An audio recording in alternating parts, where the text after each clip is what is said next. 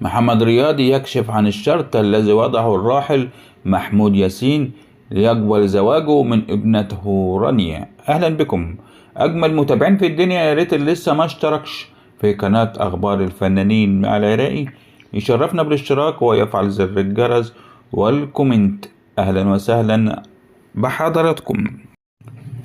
حل الفنان محمد رياض على برنامج الستات، وكشف خلال اللقاء تفاصيل ارتباطه بزوجته رانيا محمود ياسين.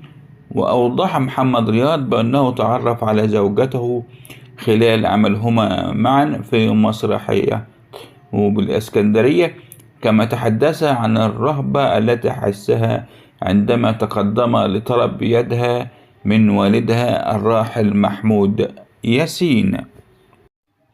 وقال في الأول ما عرفتش أنطق، كان ليه هيبة وما كلمنيش في أي حاجة ولا مهر ولا مؤخر، وهو كان عارف إني لسه في بداية حياتي، وقال لي أنا هديتي لك بنتي.